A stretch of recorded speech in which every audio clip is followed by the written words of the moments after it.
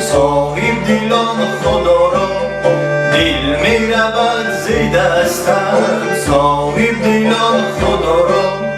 دردا که رازی پنهان خواهد شد آشکارا دردا که رازی پنهان خواهد شد آشکارا کشتی شکستگانه میمادی شد خبرخیز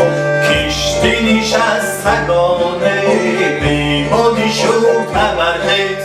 باشد که باز بینیم دیداری آشنا را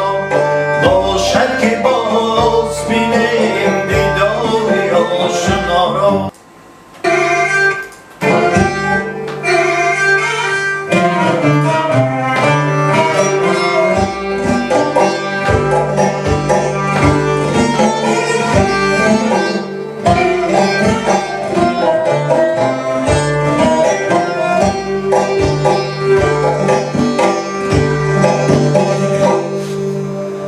ای صاحبی کرامت شکرانه ای سلامت روز توقع کن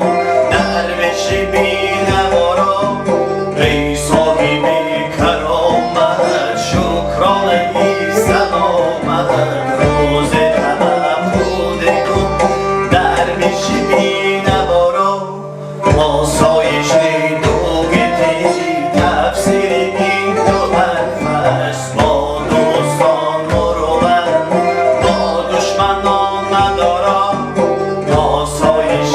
دوگیتی تفسیر این دو حرف است با دوستان مروت با دشمنان ندارم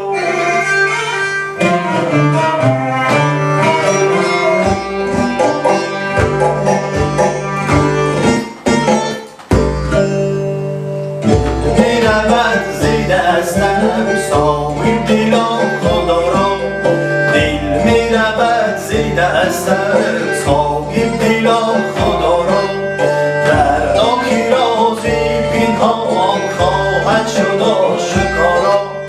دردا که رازی پنهان خواهد شد آشکارا کشتی شکستگانه میمادی شد خبرخیز کشتی نشستگانه میمادی شد خبرخیز باشد که باز بینیم دیدار آشنا را باشد که